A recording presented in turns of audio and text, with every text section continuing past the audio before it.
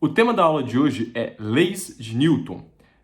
Para a gente dar continuidade ao tema proposto lá no Instagram, inclusive se você não segue, siga, @EnsinoKepler, que a gente falou sobre o porquê que a Lua gira em torno da Terra. Então a gente está falando sobre dinâmica, sobre mecânica clássica, e isso envolve a base de tudo isso é leis de Newton. Então, para você ter isso muito bem entendido, porque cai muito no vestibular, e também para entender um pouquinho de como o universo funciona, confira agora. Muito obrigado.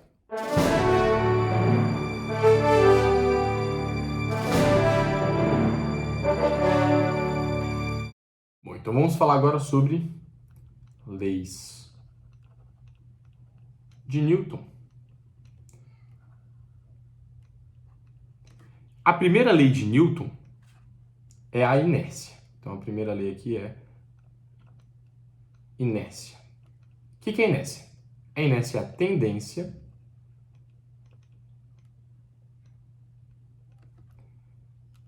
de um corpo manter o seu movimento. Agora você para, pensa e pergunta: como assim manter o seu movimento?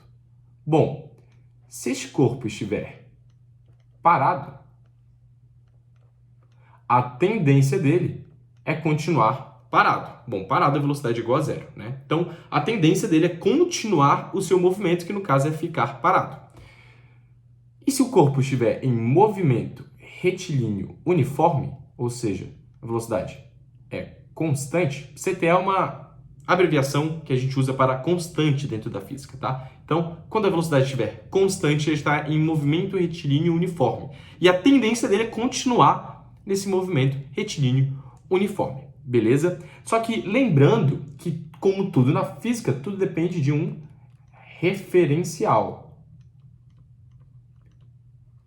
Beleza? Então, a inércia depende de um referencial. Um exemplo simples. Em relação ao Sol, eu estou em movimento, porque a Terra está fazendo um movimento de translação em torno do Sol. Mas para o meu vizinho aqui da frente, eu estou parado. Então, tudo depende de um referencial. E a inércia não é diferente disso. Depende de um referencial. Beleza? Outro exemplo. Você está no carro, lá seu pai está dirigindo, e você está com uma velocidade, e o cara do seu lado, outra pessoa que está dirigindo o carro, também está com a mesma velocidade que você. Se você olha para o lado, vocês estão seguindo juntos. Parece que os dois estão parados. Mas não, vocês estão em movimento. Então, tudo depende de um referencial. Mesma coisa, você está andando num carro pela rua, você olha para um poste.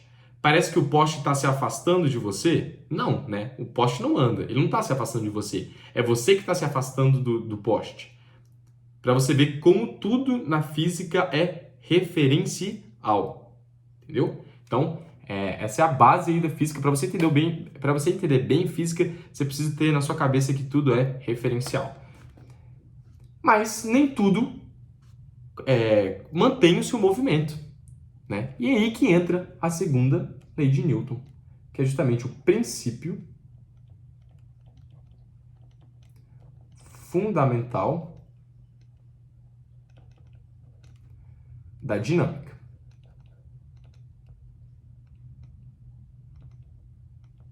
Que afirma que a força resultante de um corpo é a massa dele vezes a aceleração que ele está submetido. Então aqui esse mzinho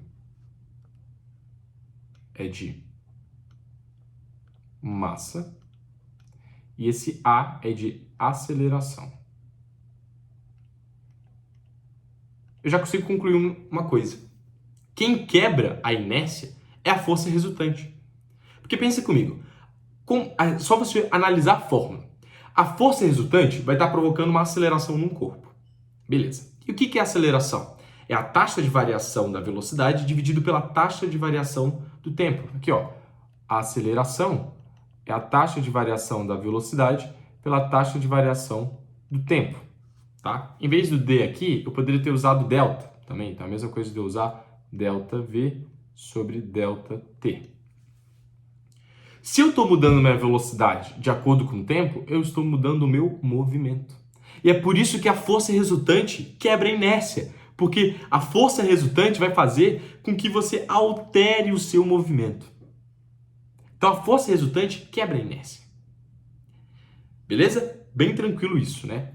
E, bom, não é a força em si, cuidado, tá? Porque um corpo pode estar em equilíbrio. O que acontece quando o corpo está em equilíbrio? Quer dizer que a força resultante dele é igual a zero. Tá? Então toma cuidado com isso. Não é a força que causa a inércia, é a força resultante. É a força resultante que quebra a inércia, perdão, né? Não é a força que quebra a inércia, é a força resultante que vai quebrar a inércia. Beleza? Tranquilo? Isso tem alguns tipos de força que a gente pode ver aqui. A primeira delas é o peso. Aí sabe da formulinha lá básica que peso é a massa vezes a gravidade. Mas você já pensou, parou para raciocinar por que é massa vezes a gravidade? Pensa comigo, se eu soltar essa caneta agora, ela vai começar a cair. A força resultante submetida a ela é o peso, a força gravitacional. Né? Isso aqui é a forma, mg é a forma mais simples de representar a força gravitacional. Né? Lembrando que a força gravitacional, a maneira que o Newton escreveu, né, no Princípio, né, os princípios naturais da filosofia, princípios matemáticos da filosofia natural, é constante gravitacional vezes a massa do corpo que está sendo orbitado vezes a massa do corpo orbitando dividido pela distância dos seus centros de massa ao quadrado, pela distância entre eles ao quadrado. Né? Então, essa é a força gravitacional bruta, na maneira bruta dela. Né? Essa aqui é a maneira mais usual, beleza? Mas por que o peso é a massa vezes a gravidade? Bom, é simples. É a força resultante que o corpo que está caindo, por exemplo, está sendo submetido. Então, é a massa, compara peso com força resultante. É a massa. E a gravidade não é a aceleração dentro de um campo gravitacional? Lembra, a gravidade é uma aceleração. O campo gravitacional é uniforme. Então, aproximadamente uniforme, né? Então, praticamente em todos os pontos que você pegar no campo gravitacional, a gravidade vai ter a mesma intensidade, dentro da mecânica clássica, tá, gente? Dentro da física clássica, isso é verdade. Então, em qualquer ponto que você jogar esse objeto, ele vai sofrer uma ação gravitacional igual, vamos dizer assim. Então, a aceleração é a gravidade. Por isso que peso é a massa vezes a gravidade. Você tem a normal. Aqui é representado por P. Aqui é representado por N. A normal é justamente uma força de contato, uma força de superfície, beleza? E está sempre perpendicular à superfície. Você tem o atrito. O que é o atrito? O atrito é a força que justamente vai tentar impedir o movimento. Então, quando você anda, você não sai deslizando que nem um doido por causa do atrito. Você aplica uma força para frente, enquanto para impedir o movimento, o atrito está para trás. Por isso que você consegue andar de uma maneira tranquila. Beleza? A fórmula do atrito se calcula justamente como a normal vezes o coeficiente de atrito. Esse coeficiente de atrito, ele pode ser o estático, que é o que faz, por exemplo, quando você tem um corpo, ele está em equilíbrio, ele está em tendência de movimento. É esse coeficiente na fórmula, quando você for fazer o cálculo, você tem que usar esse coeficiente de atrito, o coeficiente de atrito estático, quando o corpo está parado. E você tem o coeficiente de atrito cinético, que é quando o corpo está em movimento. Beleza? Bem tranquilo. E a gente tem, por fim, a força elástica, que é a famosa lei de Hooke, que fala que é a constante elástica vezes a deformação de uma mola. Então você pega aqui, por exemplo, uma mola ligada a um bloco. Depois de você aplicar uma força nela, o bloco, né, essa mola, ela se estende, né? Então aqui a gente tem um comprimento L0, aqui a gente já tem um comprimento L, e a tendência dessa mola é justamente voltar. Então, a força elástica vai estar querendo voltar o corpo para a posição original. Isso aqui é a constante elástica de um corpo, então é o tanto a capacidade dele deformar, e esse x é a deformação, que a gente vê como L menos L0.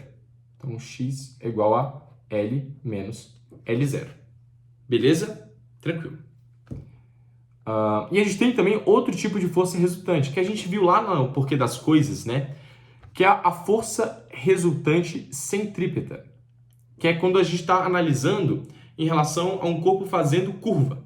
Então, quando o corpo está fazendo curva, ele tem uma força resultante centrípeta, apontando para o centro. Isso que torna ele capaz de fazer a curva. E, como toda força resultante, é massa vezes a aceleração, só que aqui é a aceleração centrípeta. E a aceleração centrípeta é velocidade ao quadrado sobre o raio. Então, a força centrípeta é mv² sobre o raio. Beleza? Bem tranquilo, né? Muito tranquilo. E para finalizar, vamos para a terceira lei de Newton, que é a ação e reação. Que é basicamente o seguinte: a força que você aplica num corpo A em um corpo B, a força de um corpo A no corpo B, vai ser igual a menos a força de B em A. Calma aí, eu não entendi nada, vamos entender bem agora. Calma, relaxa. Ó, a força que eu aplico no corpo A é igual à força que esse corpo... A força que um corpo A aplica no corpo B é igual à força que o corpo B aplica no corpo A. Então, por exemplo, eu chego bravo em casa porque eu fui mal em física e eu dou um socão na minha parede. Eu estou aplicando uma força na minha parede, eu estou aplicando uma força na minha parede, e a parede aplica uma força na minha mão. Ela tem a mesma direção, a mesma intensidade, só que tem sentidos contrários. Uma força está para cá, outra força está para cá. Beleza? Bem tranquilo. Um exemplo disso é quando você pega um corpo aqui deitado na horizontal, você tem um bloco aqui, por exemplo, você consegue perceber o peso nele, né? E você tem a normal também nele, que é a normal perpendicular à superfície. Como a gente viu agora, exatamente nesse exemplo, tem que ser em corpos diferentes. Beleza?